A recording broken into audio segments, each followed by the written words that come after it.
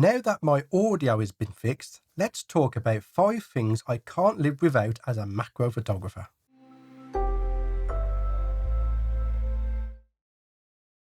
Hey everyone and welcome back. As a macro photographer, there are certain tools and gadgets that I simply can't live without. So in today's video, I'm going to be sharing with you my top 5 essential pieces of gear that have become integral to my macro photography. Now, I won't be including the obvious things like a camera, lens, flash, diffusers. Those are all obvious things that you need to do macro photography. What I am going to be including are the accessories that I use to help me get the shots that I want. So let's jump straight in.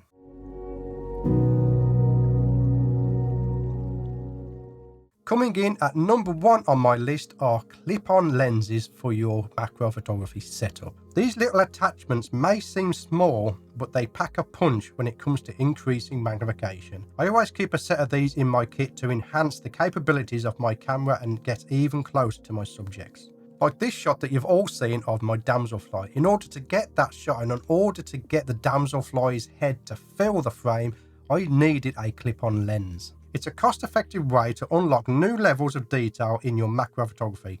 Increasing the magnification is the best way to get the most detail in your shots, rather than cropping in post afterwards. If you're cropping in post afterwards, you are going to start losing detail and resolution. I would much rather prefer putting on a clip-on lens to increase the magnification of my setup than to crop in post. Once you start cropping in post, you're okay for a certain amount, like say 30% crop. But once you go over that percentage, you start showing up flaws in the image like noise, grain, imperfections, places where your stacking didn't quite work. Taking the time and the effort to put on a clip-on lens is a far better solution than just fixing it in post. Clip-on lenses are also a cost-effective way for you to get into macro photography. If you have an existing 70 to 200mm lens, you can use one of these clip-on lenses to increase the magnification and start doing macro photography. A very budget-friendly way of getting into macro photography. I've used and owned the Rynax DCR 250. That's a great clip-on lens. My current lens of choice is this one. This is the Nissi 49mm clip-on lens. It is a great solid piece of kit. The optics are fantastic and I cannot fault it. If I need to get a little bit closer, I will always use a clip-on lens.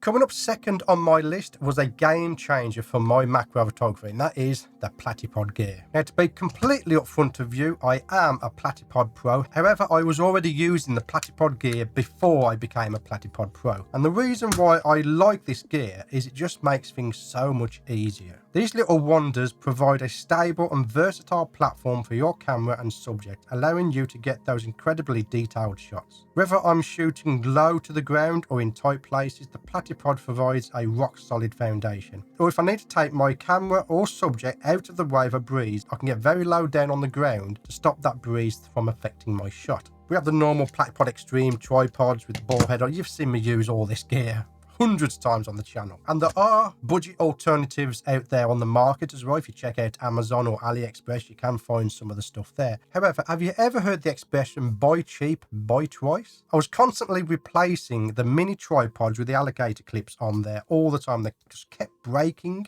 Touch wood, so far I've not had one piece of Platypod gear break on me. Buy expensive, buy once. That's the expression I want to get through to you. I want to talk about this thing here.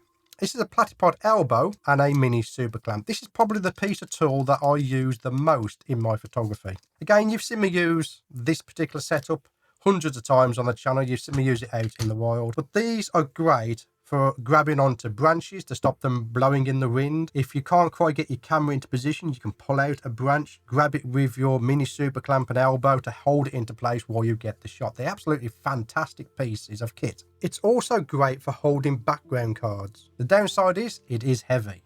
That is the only thing I don't like about this. I wish there was a lighter version that we could probably get. You never know.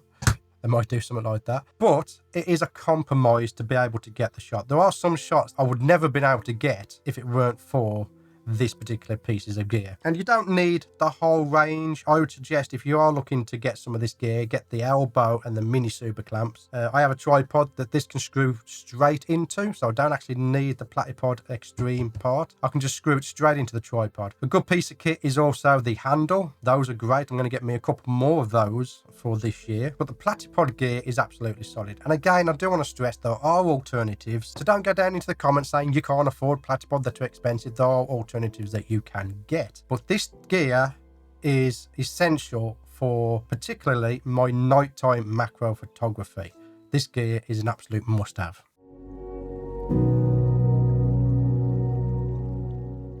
Third up on my list is my trusty iPhone. This goes everywhere with me. There are a number of points I want to point out about using the iPhone and why it is an essential part of my gear for macro photography. And the first thing I want to point out is for social media. The iPhone is great. While my primary camera captures the main shots, my iPhone is always by my side capturing behind the scenes moments. It's always with me, it's always at hand, and it's just so easy to just get it out and start snapping some shots or recording some video. So for social media present, my iPhone is a must-have. One of the other things is if I'm out and about and I see an insect that I can't identify, I can quickly snap up some wide angle shots of the insect I did. I also can capture the wide angle shot of the environment it's in, which can help me ID what that insect is. It's great for that. And lately, another thing I've been using my iPhone for, particularly over the past 6 months or so, is to prove that my shots are not AI generated. With the rise of AI images, using my iPhone to prove that I have taken the shot out in the wild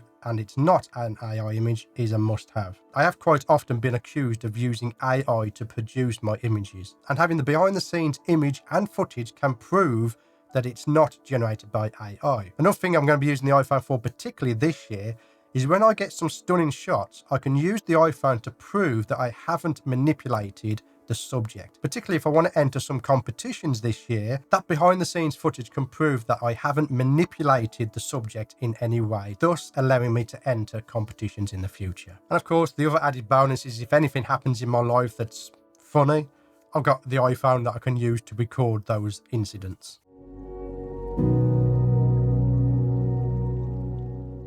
So next up is a tool that should be in every macro photographer's bag, and that is a multi-tool. When you're out in the field, you never know what challenges you may face. A multi-tool can be a lifesaver, whether you need to adjust your setup. This thing is a must-have when I'm out and about. Sometimes I need to adjust my setup or I need to tighten up a screw. The multi-tool is in the bag and that enables me to do that. Now I love my Platypod gear, but sometimes these little adapter screws, they get stuck on the gear, so I have to reach to a multi-tool to get it off. Same thing for filters on the front of lenses. Sometimes these filters can get stuck, so therefore I reach to my multi-tool to get them off. It also doubles up as a pair of scissors. So if I've got a really nice scene and there's a little branch that's going right through it, I can just snip it off. And you can do that. So don't let anyone tell you you can't do it, because you can. And generally the multi-tool is just fantastic for getting me out of those little sticky situations where something is stuck on a camera and I just need to give that a little bit extra grip to get it off. So a multi-tool is a must-have.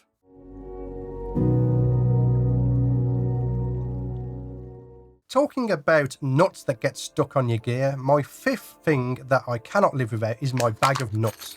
So in this bag, which is something that every photographer will eventually have in their arsenal, are all kinds of various different bits and pieces. I've got Allen keys in here in case I need an Allen key to undo or tighten up something, particularly the tripods. Sometimes the tripods every year or so need to go around and just tighten them up to make sure they're tightened up. I have all kinds of things like this. Screw adapters. What these do is they adapt a 3/8 thread to a 1/4 thread. These are absolutely fantastic. I have other things like these nuts here that have the 1/4 inch screw, a 3/8 thread on it. These are things that have just been built up over time. And like I've got a cold shoe adapter here for anything I want to screw onto a cold shoe. Cold shoes from Small Rig. All kinds of things. And this started as a bag from Amazon, which I will link in the description below. I've just added to it over time. So if I want to, I mean, half of this bag is actually up here on the overhead rig. As you can see, all these adapters that go from the left here to adapt it, to fit it on to the rig and allow me to fit my accessories onto that rig. And it's the same for camera accessories and that, such as these nuts here that have a 1/4 inch thread on either side. They are great for fitting accessories to one another. And these bags of bits, they were fairly inexpensive off Amazon, and it's just something that's always around. And every time I'm having a play with my lighting setup, or I've got an idea in my head for some weird way of photographing something, I'm always reaching to my nuts and bolts in order to put it all together. And another important thing is, whenever you're getting rid of gear, don't get rid of your nuts and bolts. Put them all into one bag, because one day you may need it. You can thank me later.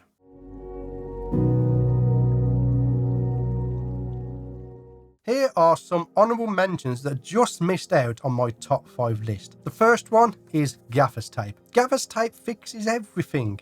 If something breaks, stick some gaffer tape on it. Oh, you need to hold something up in place? Stick some gaffer tape on it. Get your office cleaned up, wash up, tidy up everything. Or if you've got something irritating, gaffer tape can fix it. But gaffer tape is very good. It's great for everything. I mean, I could go on for an hour on this video just of what I've used gaffer tape for. Fixing things, holding things up, fixing down leads, power adapters, all kinds of different things like that. Gaffer's tape is a must-have for any photographer, no matter what genre of photography you're photographing.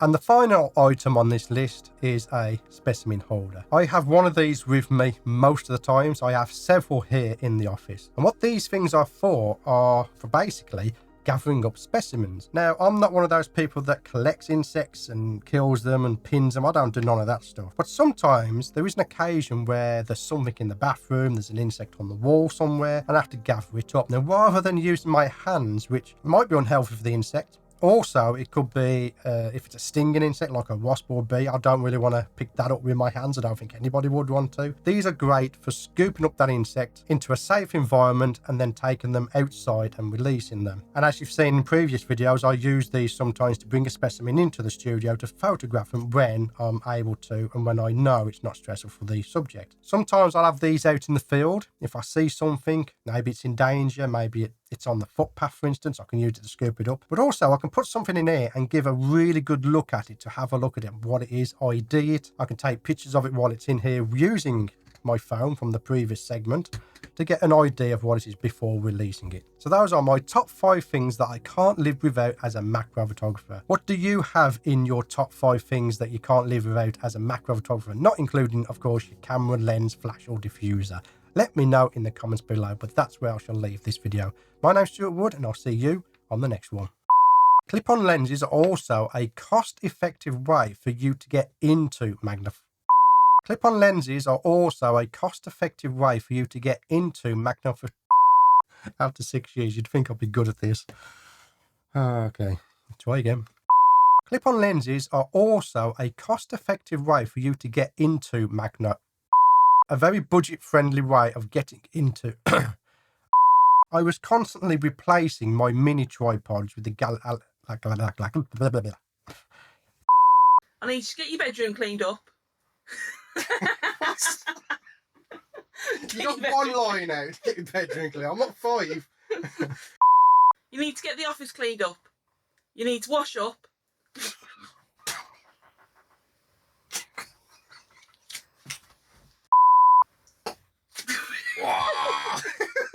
That sting. Thank you for sticking to the end of this video. If you enjoyed it, then please subscribe and click the like button. It really does help out the channel. I want to thank my Patreon supporters for their continued support in supporting me and this channel. If you're interested in joining Patreon, then check in the description below this video for a link to Patreon. If you want to continue watching my macro journey, then click one of the videos in front of you now.